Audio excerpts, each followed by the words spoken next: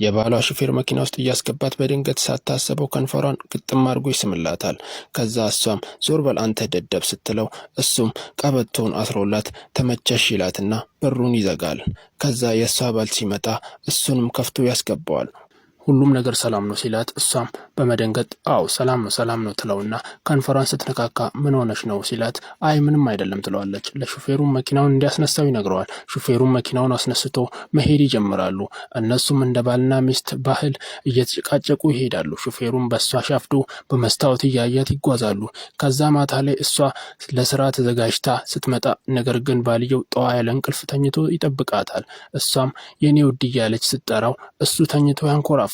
በንዴት ለኔ ጭራሽ ግድ የለህም ዝም ብለህ ትተኛለህ ምን አግኝተህ ነው እኔን የሰለችህኝ እያለች በንዴት ታማርራለች። ከዛ ያ ሹፌር ቀጥ ብሎ ወደ እሷ ይመጣል። እሷም ደንግጣ ባሏን እያየች ተው ትለዋለች። እሱም ሳይሰማት ከንፈሯን ምጥጥ ያደርግላታል። ከዛ ስሜት ውስጥ አስገብቷት ምናምን ስትነቃ በህልሟ ነው። ባልዮም ደንግጦ ምንድነው ብሎ ይነቃል። እሷም ምንም አይደለም ትለዋለች። ከዛ ጠዋት ላይ ባልየው ሊወጣ ልብስ እየለባበሰ እሷ መጣ ስታቅፈው እሱም ካለ ምክንያት ዝም ብሎ ይጮህባታል። ለእሷ ያለው ፍቅር ስለቀዘቀዘ ይቆጣታል ዝም ብሎ። እሷም ተናዳ ትወጣለች። ከዛ ሹፌሩ ውጭ ቆሞ እየጠበቃቸው ነበር። እሷም ትመጣና የሆነ ቦታ እንዲያደርሳት ትነግረዋለች። ነገር ግን እሱ ገና አውርታ ሳትጨርስ ከንፈሯን ምጭጭ ያደርግላታል። እሷም ተናዳ አንተ ሰውዬ ምን ሆንክ? በጣም ያበዛዋል መሰለህ ምንድነው ችግር ትለዋለች። ባለትዳር መሆኔን ረሳሁ ስትለው ነገር ግን እሱ ዝም ብሎ የሚሰማት ምክንያት ነበረው። ከባሏ ጋር ጥሩ ሁኔታ ላይ ያልሆኑበትን ምክንያት እሱ ብቻ ነው የሚያውቀው። እሱም መናገር ይጀምራል። አንቺ ስለ ባልሽ ብዙ የማታውቂው ነገር አለ ሲላት እሷም ደንግጣ ምንድነው ትለዋለች። እንዲህ ብዬ ብነግርሽ አታምኝም፣ ስለዚህ በአይንሽ ነው የማሳይሽ ይላታል። እሷ የምታወራው ነገር አልገባኝም ዞር በልልኝ ብላው ልትሄድ ስትል አስቆሟት እንድታምነው ይነግራታል። እሷም ላለመቀበል ትጨቃጨቃለች። እሱም በግድ እንድታምነው አድርጓት ከኋላ በሩን ከፍቶ ግቢ ይላታል። አንተ ሰውዬ አብደሃል እንዴ ስትለው ዝም ብለሽ ግቢ በቃ አልኩሽ ይላታል። እሷም ገብታ በሩን ሲዘጋው ባልዮም ሻንጣውን እየጎተተ ይመጣል። እንካ ሻንጣውን አስገባው ብሎ ይሰጠዋል። እሱም ተቀብሎ ፊት ለፊት ራሱ ጋር ያስቀምጠዋል። እሱም ወደሚፈልገው ቦታ ንዳው ይለዋል። ማለትም ወደ ቅምጡ ጋር። ሹፌሩም እየነዳ ማውራት ይጀምራል። ሊያወጣጣው ስለሚስቱ ያስወራዋል። እንዴት ነው ሁሌ ሚስትህን ጥለህ ሌላ ሴት ጋር የምትሄደው ብሎ ይጠይቀዋል። እሱም ስለ ሚስቱ መጥፎ ሐሜት ማውራት ይጀምራል። እሷ ከኋላውና ተደብቃ ትሰማዋለች።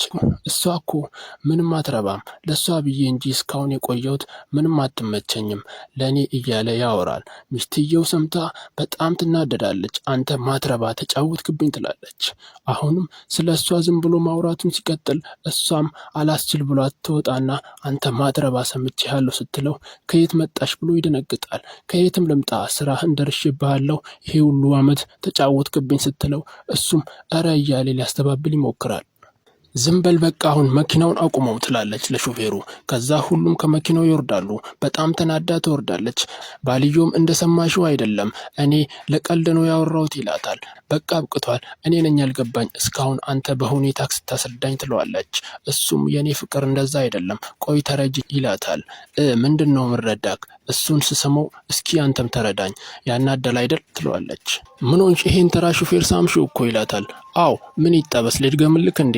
አንተም ስራህን ሰርተሃል፣ እኔም እንደፈለኩ ብሆን አያገባም ከዚህ በኋላ በቃ ወደ ቅምጥ መንገድን ቀጥል አብቅቷል። ሻንጣውን እየጎተተ ምትለምኝኝ ቀን ይመጣል ብሏት ይሄዳል።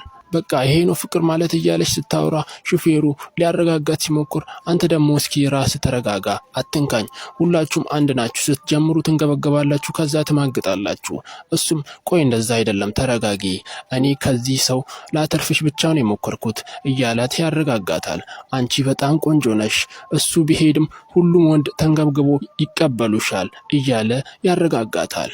ከዛም እየሳማት በዚሁ ፊልሙ ያበቃል። ከዚህ ፊልም የተረዳችሁትን ነገር ኮመንት ላይ ጻፉ። ለቀጣይም ሌላ አጭር ፊልም እንዲደርሳችሁ ፎሎ አድርጉ።